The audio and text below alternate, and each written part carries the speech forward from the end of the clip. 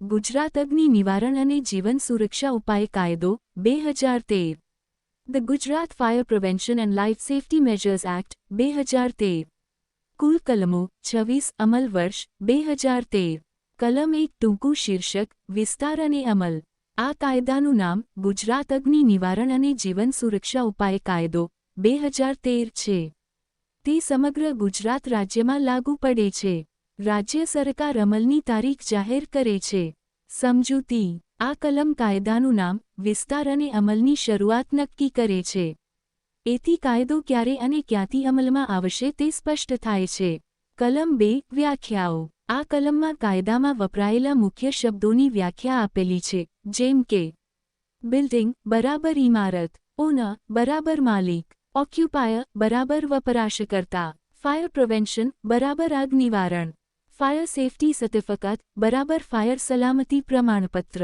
સમજૂતી કાયદાની સ્પષ્ટતા માટે શબ્દોની વ્યાખ્યા જરૂરી છે આ કલમ દરેક શબ્દનો ચોક્કસ અર્થ આપે છે જેથી ભ્રમ ન રહે કલમ 3 અગ્નિ નિવારણ અને જીવન સુરક્ષા ઉપાયોની ફરજ દરેક ઇમારત સંસ્થા હોસ્પિટલ હોટેલ વગેરેમાં ફાયર સેફ્ટી ઉપકરણ ફરજિયાત છે ફાયર એલાર્મ હાઇડ્રન્ટ એક્સટિંગ્યુઇશર જેવી વ્યવસ્થા રાખવી પડે છે સમજૂતી આ કાયદાનો મુખ્ય હેતુ લોકોના જીવન અને સંપત્તિની સુરક્ષા માટે ફાયર સેફ્ટી ફરજિયાત બનાવવી કલમ 4 નિરીક્ષણ અને નિયંત્રણ ફાયર અધિકારીઓને બિલ્ડિંગની તપાસ કરવાનો અધિકાર છે નિયમોનું પાલન ન થાય તો સુધારાની નોટિસ આપી શકાય છે સમજૂતી આ કલમ ફાયર અધિકારીઓને કાયદેસર સત્તા આપે છે કે તેઓ સલામતી ચકાસી શકે કલમ 5 ફાયર સેફ્ટી સર્ટિફિકેટ બિલ્ડિંગ ઉપયોગમાં લેતા પહેલા ફાયર વિભાગ દ્વારા ચકાસણી થાય છે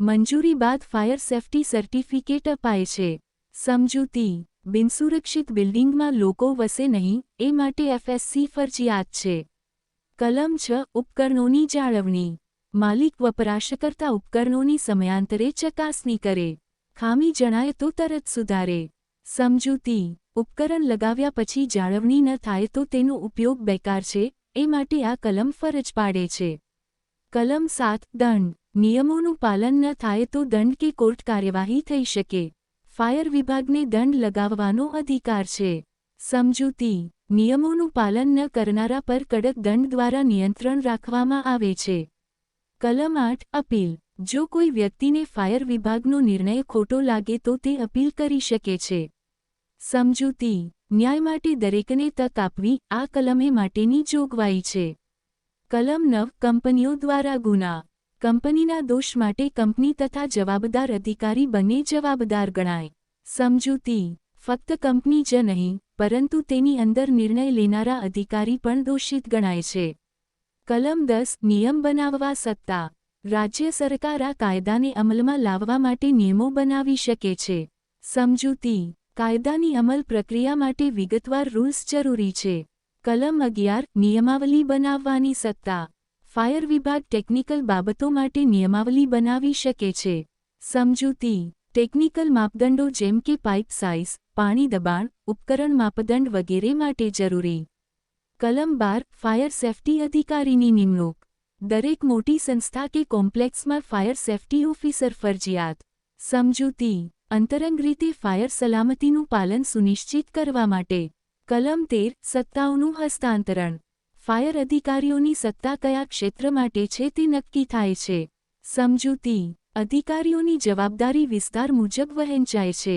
કલમ 14 સત્તાનું હસ્તાંતર અધિકારી પોતાનો કેટલાક અધિકાર અન્ય અધિકારીને સોંપી શકે છે સમજૂતી કાર્યક્ષમતા વધારવા માટે વ્યવસ્થાપન હસ્તાંતરણ જરૂરી બને છે કલમ 15 અગ્નિશામક સેવા સરકાર અને નગરપાલિકા ફાયર સર્વિસની રચના સાધનો અને સ્ટાફ નક્કી કરે છે સમજૂતી આ કલમ ફાયર સર્વિસના સંગઠન અને કામગીરીને કાનૂની આધાર આપે છે કલમ 16 માલિક અથવા વસાહતદારની ફરજો ફાયર ઉપકરણો સ્થાપિત અને જાળવવાનો ખર્ચ માલિક વપરાશકર્તાનો રહેશે સમજૂતી સુરક્ષા એ સંપત્તિ ધરાવનારની જવાબદારી છે કલમ 17 રાજ્ય તાલીમ સંસ્થા ફાયર અધિકારીઓ માટે તાલીમ કેન્દ્ર સ્થાપિત કરવાની જોગવાઈ સમજૂતી તાલીમ વિના કુશળતા શક્ય નથી ફાયર કર્મચારીઓ માટે ટ્રેનિંગ ફરજિયાત કલમ 18 નિર્દેશ આપવાની સત્તા. રાજ્ય સરકાર અથવા મુખ્ય ફાયર અધિકારી સૂચનો આપી શકે છે. સમજૂતી. અધિકારીઓની માર્ગદર્શિકા માટે નિયમિત દિશા નિર્દેશ જરૂરી છે. કલમ 19 ખર્ચ વસૂલાત. ફાયર વિભાગ દ્વારા કરવામાં આવેલી કામગીરીનો ખર્ચ માલિક પાસેથી વસૂલ થઈ શકે છે. સમજૂતી. સરકારી સાધનોના ઉપયોગ માટે યોગ્ય ભરપાઈની જોગવાઈ. કલમ 20 સુનિશ્ચિત કર્મ માટે સુરક્ષા. અધિકારી સારા ઇરાદાથી કામ કરે તો તેની સામે કાયદેસર કાર્યવાહી નહીં થાય. સમજૂતી. અધિકારીઓના મનોબળને સુરક્ષિત રાખવા માટે.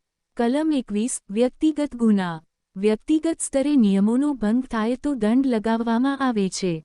સમજૂતી. દરેક વ્યક્તિ પોતાની સલામતી માટે જવાબદાર છે.